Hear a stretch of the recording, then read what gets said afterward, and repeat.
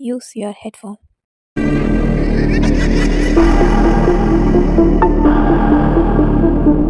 மது அருந்துதல் உடல் நலத்திற்கு தீங்கானது. மது அருந்திவிட்டு வாகனம் ஓட்டாதீர். புகைப்பிடித்தல் புற்றுநோயை உருவாக்கும் மற்றும் உயிரை கொல்லும். நண்பர்களுக்கு வணக்கம். நாம இன்னைக்கு பார்க்க போற அந்த உண்மையான அதிபயங்கர சம்பவம், 2 திருடர்கள் சேர்ந்து கோவிலில் இருக்க உண்டியலை திருடிட்டு போறாங்க.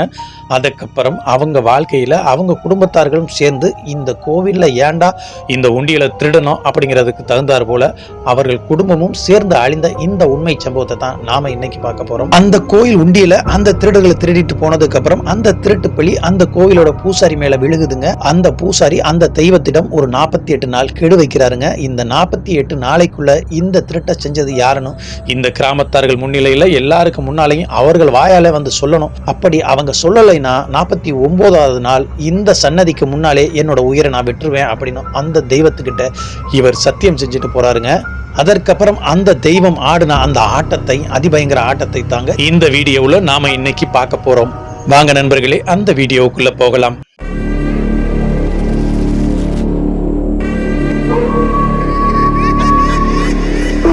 வணக்கம் நண்பர்களே, நான் உங்கள் சண்முக பிரபு. வெல்கம் டு மாய மர்மங்கள். மேலும் நண்பர்களே, இந்த வீடியோ உங்களுக்கு பிடிச்சிருந்தா நமது சேனலை சப்ஸ்கிரைப் பண்ணிட்டு உங்களோட நண்பர்களுக்கும் இந்த வீடியோவை ஷேர் பண்ணுங்க. மேலும் உங்கள் வாழ்க்கையிலோ உங்கள் நண்பர்களோட வாழ்க்கையிலோ உண்மையான அதிபயங்கர சம்பவங்கள் ஏதேனும் நடந்திருந்தா அதை நமது சேனல்ல நீங்க ஒளிபரப்பணும்னு ஆசைப்பட்டீங்கன்னா கீழே தெரிகிற எனது வாட்ஸ்அப் எண்ணுக்கு ஒரு வாய்ஸ் மெசேஜ் அனுப்புங்க நண்பர்களே. அந்த உண்மையான அதிபயங்கர சம்பவம் நமது சேனல்ல ஒளிபரப்பப்படும்.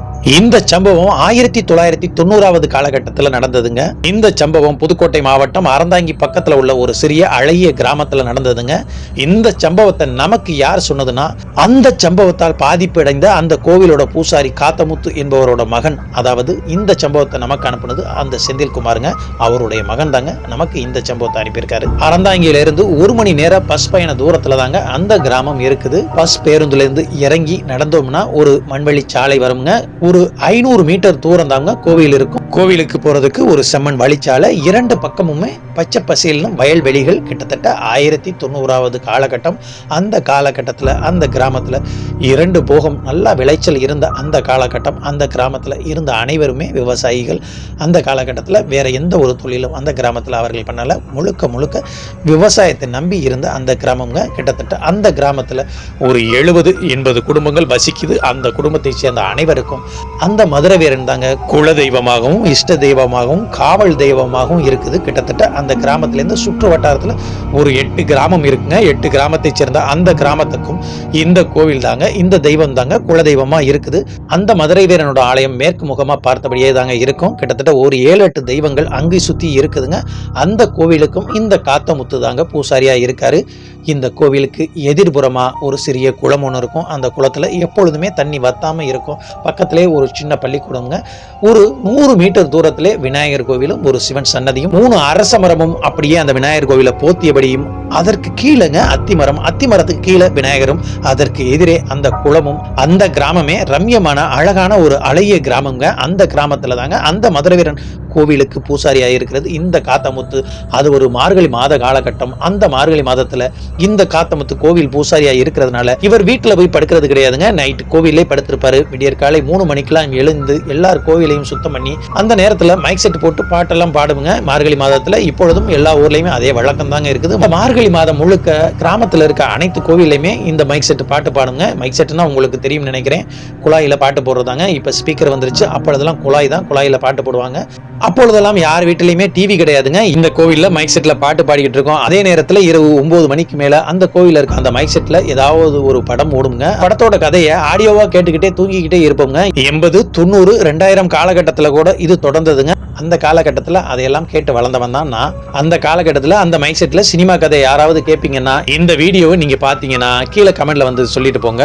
சரி, வாங்க கதைக்குள்ள போவோம். அந்த நினைவு மறுபடியும் வந்துருச்சுங்க. இந்த கதையை சொல்லும் பொழுது அன்னைக்கும் கதைக்குள்ள போவோம். அது மார்கழி மாத பூஜைங்க. அந்த மார்கழி மாதத்துல 3 மணிக்கெல்லாம் இந்த காத்தமுத்து எந்திரிச்சு அனைத்து கோவிலையும் சுத்தம் பண்ணி, அன்னைக்கும் அதே மாதிரி தாங்க 3 மணிக்கெல்லாம் எழுந்துடுறாருங்க. எழுந்து போய் குளத்துல குளிச்சு விட்டு மைக் செட்டை போட்டுட்டு இவர் பொங்க வைக்க போயிடாரு. பொங்க வச்சுட்டு அனைத்து கோவிலையும் கழுவி சுத்தம் பண்ணி விளக்கேற்றி வைக்கிறது இவரோட வழக்கம். அதற்கப்புறம் 6 மணி வாக்கில் பூஜையெல்லாம் முடிச்சு எல்லா தெய்வத்துக்கும் நெய்வேத்தியம் காட்டி படையெல்லாம் போட்டு முடிச்சதுக்கப்புறம் இவர் ஒவ்வொரு சாமிக்காக மணி அடிச்சுட்டு வர்றதுக்கும் கிராமத்தில் இருக்க சின்ன பசங்க பெரியவங்கலேருந்து எல்லாரும் அந்த பொங்கல் சோறு சுண்டக்கடலை வாங்குறதுக்குமா இந்த கோயிலுக்கு வர்றது வழக்கமுங்க. இவர் 6 மணிக்கு பூஜையை முடிக்கிறதுக்கும் அந்த கோவிலை பிரசாதம் வாங்குறதுக்கு நிறைய பேர் வர்றதுக்கும் அதே நேரத்தில் 2 நபர்கள், அதாவது அதே கிராமத்தை சேர்ந்த 2 நபர்கள்ங்க, ஒரு 500-1000 மீட்டர் தூரத்துல தாங்க டீ கடை இருக்கு. அந்த டீ கடையில விடியற் காலையில் 4 மணிக்கெல்லாம் டீ சாப்பிட போனவங்க கையில இந்த மதுரை வீரன் கோவிலோட உண்டியலை உடஞ்சபடியே கையில எடுத்துக்கிட்டு அங்க இருந்து வர்றாங்க. இந்த கிராமத்தார்களும் கிராமத்துல இருக்க சின்ன பசங்க பெரிய பசங்க இந்த பூசாரி அனைவருமே அப்போதாங்க பாக்குறாங்க கோவில இருந்த உண்டியலை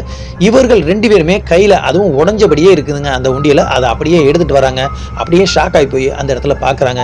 இந்த விஷயம் உடனடியாக அந்த கோவில்ல இருக்க அந்த மைக் செட் மூலியமா கிராமத்துல இருக்க அனைவருக்கும் தகவல் சொல்லப்படுதுங்க. காலையில 10 மணிக்கு இது சம்பந்தமா கோவில்ல கூட்டம் கூடப்படும் அப்படின்னு சொல்லிட்டு அந்த கிராமத்துல இருக்கவங்களுக்கு தகவலை சொல்லிட்டு, அதே போல பக்கத்துல இருக்க இந்த கோவிலுக்கு பாத்தியப்பட்ட பக்கத்து கிராமம் ஒரு 8 இருக்குல்லங்க, அவங்களும் சேர்ந்து 10 மணிக்கெல்லாம் கூட்டம் கூடி இதற்கு ஒரு முடிவு பண்ணணும் அப்படின்னு சொல்லிட்டு பேச ஆரம்பிக்கிறாங்க. 10 மணி ஆகுது. 10 மணிக்கு இந்த கோவில் பூசாரி மற்றும் அந்த 8 கிராமத்துக்காரங்க அதே நேரத்துல தன்னோட சொந்த கிராமத்தை சேர்ந்த அனைவரும் அந்த இடத்துல கூடியிருக்காங்க. அந்த கிராமத்துல அந்த அரச மரத்துக்கு கீழே அந்த பிள்ளையார் கோயிலுக்கு கீழே தாங்க இந்த கூட்டம் கூடி அனைத்து கிராமங்களும் அந்த கிராமத்தை சேர்ந்தவங்க அனைவரும் தாங்க அந்த இடத்துல பேசி முடிவெடுக்கிறதுக்காண்டி உட்கார்ந்துக்கிட்டு பேச்சுவார்த்தை நடத்துறாங்க. அதாவது இந்த கிராமத்துல இந்த மாதிரி இந்த மதுரை வீரன் கோயில்ல உண்டியல் திருடு போயிருக்கு, இந்த திருடு போன உண்டியலை யார் எடுத்தாங்க அப்படிங்கறதாங்க பேச ஆரம்பிக்கிறாங்க.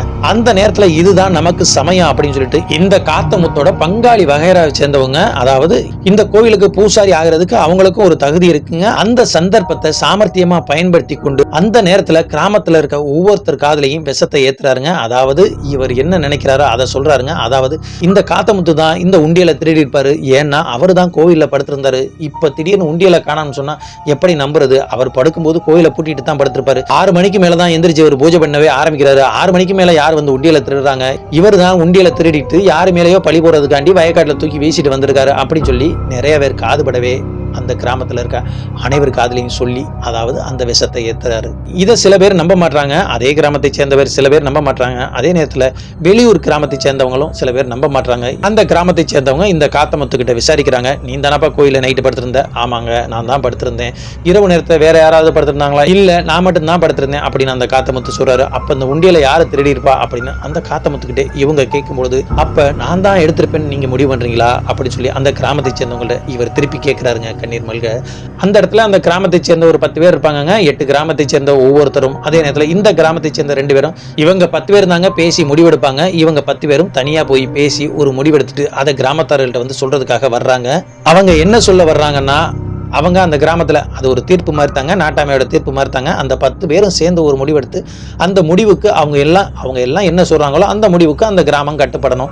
அதுதாங்க அங்கே வழக்கம். இவங்க கோர்ட்டு வாசல் எந்த ஒரு போலீஸ் ஸ்டேஷனுக்கும் போக மாட்டாங்க. இந்த 8 கிராமத்திலையும் ஏதாவது பிரச்சனைனா இந்த 10 பேரும் சேர்ந்து ஒரு முடிவெடுத்து இவங்க சொல்றது வழக்கம். அதற்கு மேலே யாராவது போலீஸ் ஸ்டேஷன் போனால் அந்த போலீஸ் ஸ்டேஷனுக்கு போறவரும் அதனால பாதிக்கப்பட்டவங்க மட்டுமே தான் இதுல சம்பந்தப்பட்டிருப்பாங்க. இந்த 8 கிராமமும் இந்த கிராமமும் அதுல பங்கெடுத்துக்காதுங்க. அது மாதிரி தாங்க இன்னமும் வழக்கம் இருக்குது அந்த கிராமத்துல. அது ஒரு ஊர் கட்டுப்பாடுங்க. அந்த ஊர் கட்டுப்பாட்டை இதுவரைக்கும் யாருமே மீறவே இல்லைன்னு இந்த செந்தில் நம்ம கிட்ட சொல்லியிருக்காரு.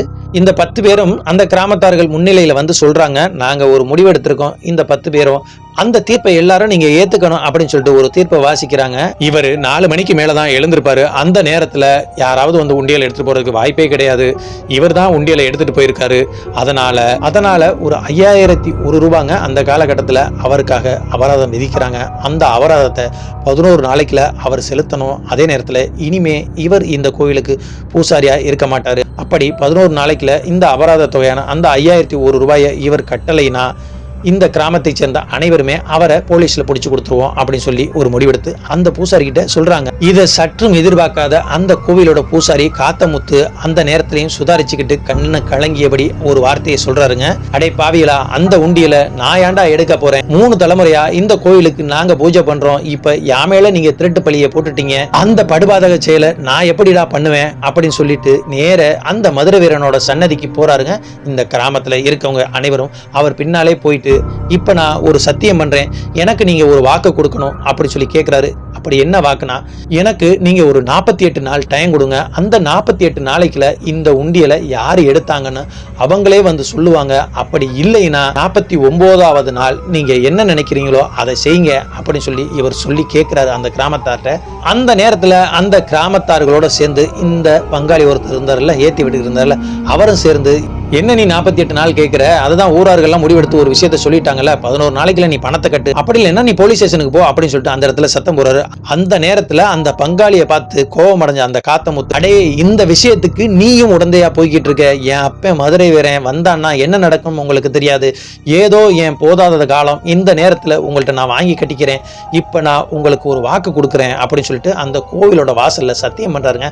48 நாளைக்குல அந்த திருடன் யாருன்னு உங்க எல்லாருக்கும் தெரியும். அந்த திருடனை இந்த மதுரை வீரனை இங்க கொண்டாந்து வந்து சேர்ப்பாரு. அப்படி 48 நாளைக்குல அவர் கொண்டாந்து சேர்க்கலைனா 49வது நாள் இதே ஊர்ல இதே சன்னதிக்கு முன்னாடி இதே மரத்து மேல நான் தூக்கு போட்டு தொங்குவேன், இது சத்தியமடா அப்படின்னு சொல்லிட்டு அந்த கோயில் வாசல்ல ஓங்கி அடிச்சு சத்தியம் பண்றாருங்க.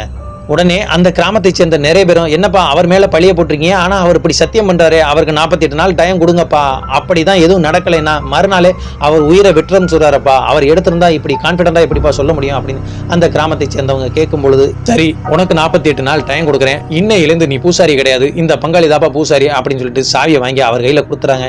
இனிமே நீ தான் பூசாரி, கோயிலை பத்திரமா பாத்துக்க அப்படின்னு சொல்லிட்டு அந்த கூட்டம் அப்படியே கலையுதுங்க. அன்னையிலிருந்து இந்த காத்தமுத்து கிடையாதுங்க கோயிலுக்கு பூசாரி, அந்த பங்காளி தாங்க கோயிலுக்கு பூசாரி.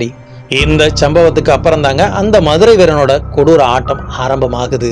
அதாவது இந்த சம்பவத்தை பண்ணது அதே கிராமத்தை சேர்ந்த ஒரு அக்யூஸ்டுங்க. அவன் திருட்டு வேலை நிறைய பண்ணியிருக்கான், நிறைய கொலை சம்பவத்துகளையும் ஈடுபட்டிருக்கான்.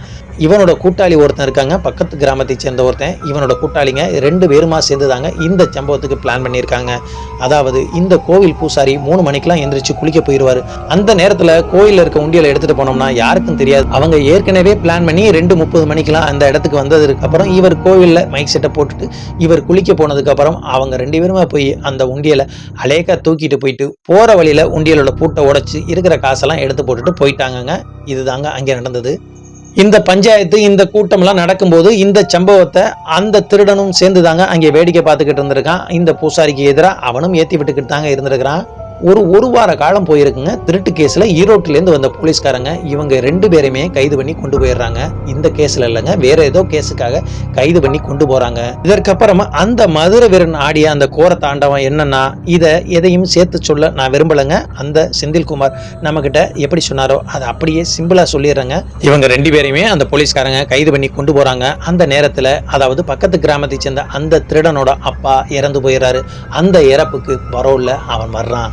கிட்டத்தட்ட ஒரு 3 நாளோ 1 வாரமோ பரவாயில்ல வந்திருக்காங்க. அது சரியா எனக்கு அவர் சொல்லலை, எனக்கும் சரியா தெரியல. அவன் அவங்க அப்பாவோட அந்த கர்ம காரியம்லாம் முடிச்சுட்டு ஒரு இரவு நேரத்தில் அவன் மது குடிக்க வரும்பொழுது இந்த மதுரை வீரன் கோயிலோட அந்த கிராமத்து வழியா தாங்க வரணும். 6 மணி 7 மணி வாக்கில் இவன் சாராயத்தை குடிச்சிட்டு இந்த ரோட்டு வழியா அவன் நடந்து போயிட்டு இருக்காங்க.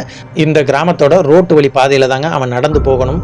இவன் நேர அந்த ரோட்டு வழி பாதையிலே ஒரு 1 கிலோமீட்டர் நடந்து போனான்னா லெஃப்ட் சைடில் ஒரு கம்மாக்கரை வரும். அந்த கம்மாக்கரை வழியா அந்த மண் ரோடு வரும். அதுலேருந்து நடந்தானா அங்கிருந்து 1 கிலோமீட்டர் போனோம்னா அங்கே தாங்க அவனோட கிராமம்.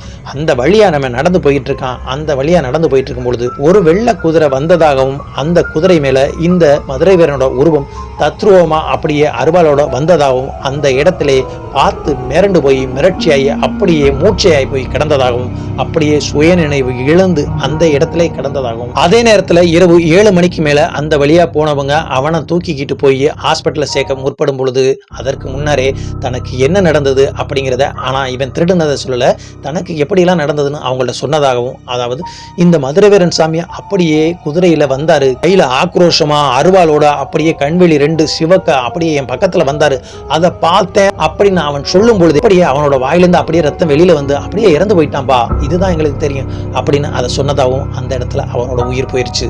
அந்த இடத்துல அவனோட உயிரும் போயிருச்சு. 2 நாளைக்கு முன்னாடி அவங்க அப்பாவும் இறந்து போயிட்டாங்க.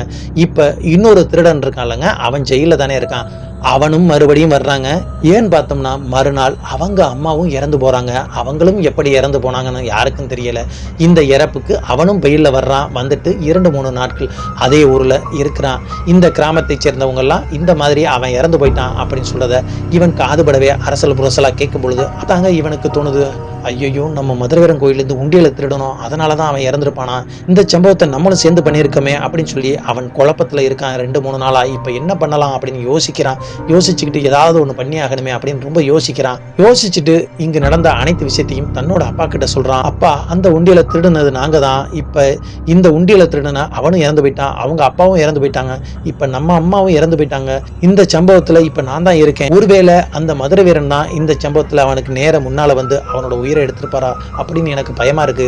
இப்போ நம்ம என்ன பண்ணலாம் அப்படின்னு சொல்லி தன்னோட அப்பா கிட்ட கேட்கும் பொழுது அவங்க அப்பா தலையால அடிச்சுக்கிறாரு.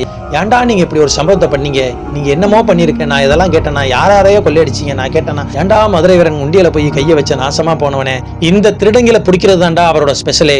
மதுரையில நாயக்கர் காலத்துல திருட்டை கண்டுபிடிக்க முடியல அப்படிங்கிற ஒரே காரணத்தால தான்டா திருச்சிக்கு பக்கத்துல இந்த மதுரை வீரன் வீர தீரத்தோட இருந்தாரு அப்படிங்கிறதுக்காண்டி அந்த நாயக்கர் இந்த மதுரை வீரனை கேட்டு வாங்கி அங்கே கொண்டு போய் வச்சு இந்த திருடங்களை எல்லாம் திருத்தினாரு. பாதி வேற அழிச்சாரு. அதுல தாண்டா அவர் ஸ்பெஷலே. இப்ப அவரோட கோயில் உண்டியல்லே போய் கைய வச்சிருக்கீங்களடா, எப்படிடா உங்களை சும்மா விடுவாரு? அதே நேரத்துல கோயில் பூசாரி காத்தமுத்து வேற அந்த கோயில் வாசல்ல சத்தியம் பண்ணிட்டு போயிருக்காண்டா. அவனோட தலைமுறை 2-3 தலைமுறையா கோயிலுக்கு பூசாரியா இருக்காங்கடா. அவங்க என்ன சொன்னாலும் நடக்கும்டா. 48 நாள் கெடு கொடுத்துருக்காண்டா. அதுக்குள்ள ஏதாவது பண்ணி அவன் காலில் விழுந்தாது போய் சரி பண்ணலாம் வாடா அப்படின்னு சொல்லி கூப்பிடாருங்க அவரோட அப்பா. இவனுக்கும் இந்த விஷயத்தெல்லாம் கேட்டேன்னா ரொம்ப பயமாகுது, பதட்டமாகுது. சரியப்பா, அந்த உண்டியல்ல இருந்த பாதி காசை நாங்க ஒரு இடத்துல மறைச்சு வச்சிருக்கோம் அப்படின்னு சொல்லிட்டு ஒரு இடத்த சொல்றாரு. அந்த இடத்துல அந்த காசு இருக்கு, அந்த காசை எடுத்துட்டு வாங்க, நம்ம 2 பேரும் போய் கொடுத்துடலாம் அப்படின்னு சொல்லிட்டு தன்னோட அப்பாவை அனுப்புறாருங்க.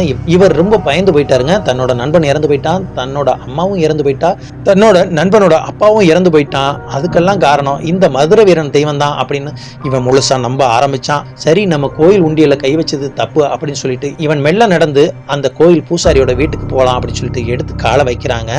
அந்த நேரத்துல முதல்ல எப்படி திருடன் செத்தானோ அதே மாதிரி தாங்க இவனும் செத்தான். அந்த இடத்துல எப்படிலாம் நடந்ததா இவங்க சொன்னாங்களோ, இவனும் வெள்ளை குதிரை மேல மதுரை வீரன் தெய்வம் அவன் முன்னால வந்து சிவந்த கண்களோட அவனை முறைச்சு பார்த்ததாகவும், அந்த இடத்துல அப்படியே அவன் சிலையா நின்னுட்டாங்க. அதுக்கப்புறம் என்ன நடந்துச்சுன்னு அவனுக்கு தெரியல.